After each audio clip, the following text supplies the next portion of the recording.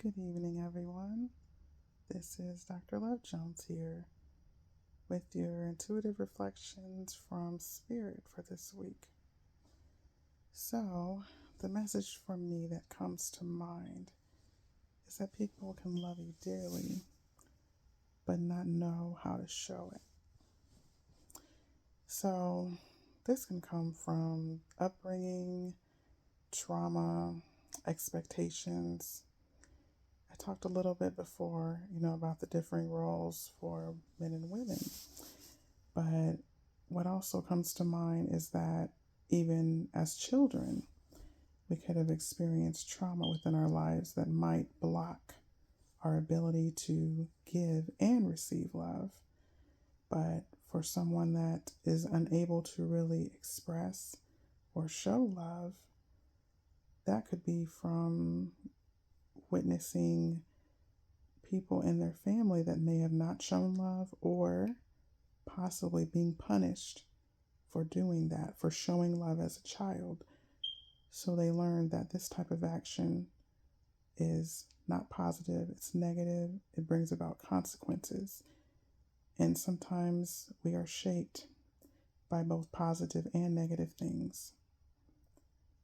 This message came to me recently since, we live in a world today where sometimes it's difficult to connect to other people. It's difficult to really understand how someone else might be feeling. So, sometimes we don't.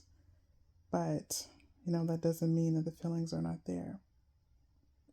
And in addition to trauma, as I mentioned, there's also upbringing.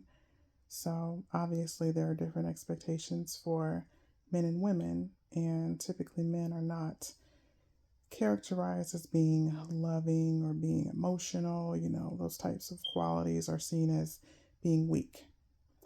However, as I mentioned before about every human being, we have feminine and masculine qualities in all of us, and it's important to balance those.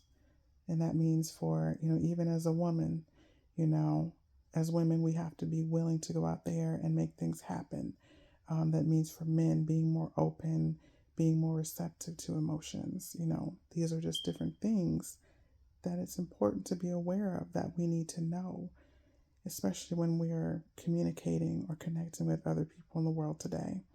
That can be dealing with family, that can be dealing with our spouse, that could be dealing with a girlfriend, boyfriend, children, neighbors. It could be anyone, really. And I know I'll say that we have the advantage and the disadvantage to having a lot more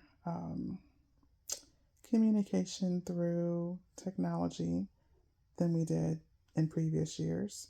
For those of you that are millennials, Gen X's, and the like, then you know what I'm talking about. But again, I say advantages and disadvantages because without that, I wouldn't be able to get this message to you all. But as I mentioned before, trauma, upbringing, expectations, all of these things can definitely have a big influence on us. And one thing that we don't realize is that they have a bigger influence on us than we realize. For example, you can, say you're willing to get away from toxic people, but if you've grown up in such an environment and you don't deal with the emotions, you don't deal with the trauma that's come about from those different things that you experienced, then you're still going to repeat them within your life. And that's something that everyone needs to be aware of. So I'm really hoping that this message is kind of touching on, some of you who may be feeling misunderstood, or you're misunderstanding someone else. So, and this, of course, can apply to different emotions as well.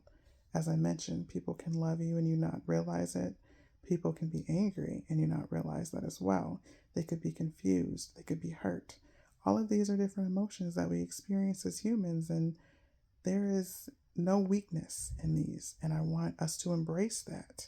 There is not a weakness in being sad, being confused, being angry. These are natural reactions that are going to occur for every person that lives on this earth.